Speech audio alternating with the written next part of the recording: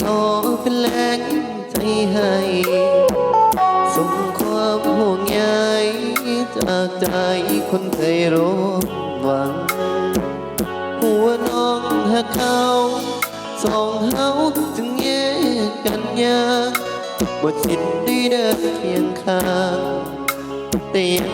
คิดฮอดบ่เศร้าน้องบังเอิญผสานความหมดมีความวุ่นวนกวนใจจนทำให้เหงาต่อสายมาเด้อบ่ต้องอายเว่ากับแฟนเก่ามือถือยังมีสื่อเจ้าแม้แล้วเอาเลิกกันนานปีหากเราเป็นตาอย่าลืมหาทางส่งข่าวแม้เพียงทุกเส้นความเหงาอย่าเทไปเด้อคนดีมันอีหลีอยู่บ่เข้ามาว่าทุกเป็นยามดีเจ้าเสียน้ำตาหลายทีเพราะเขาเริ่มบ่ซื้อต่อใจห่วงเดินอยากเจอแต่คงไม่บอกคือว่าละน้องเรื่องของเขาบอกงานเท่ากายหากมือใดเขาทิ้งเจ้าไปมีผู้ใหม่อย่ารับรู้ว่าอายยังใส่เบอร์เก่าอยู่เด้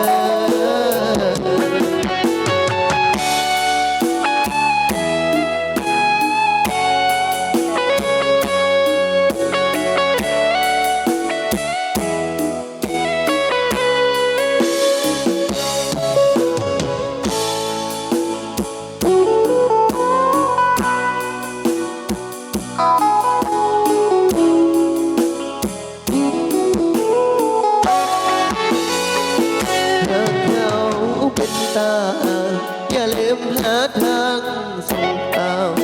แม้เพียงทุกเช็ดความเหงาอย่าเทไปเด้อคนดีแม่นอีหลีอยู่บ่เข้ามาว่าทุกเป็นยังมีเจ้าเสียนตาลายทีเพราะเขาเริ่มบ่ซื้อต่อใครห่วงเด้อ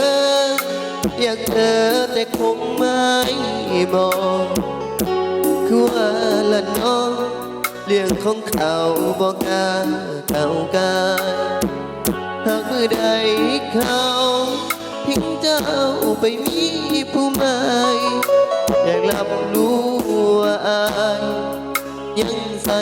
เบอร์เก่าอยู่เด้อ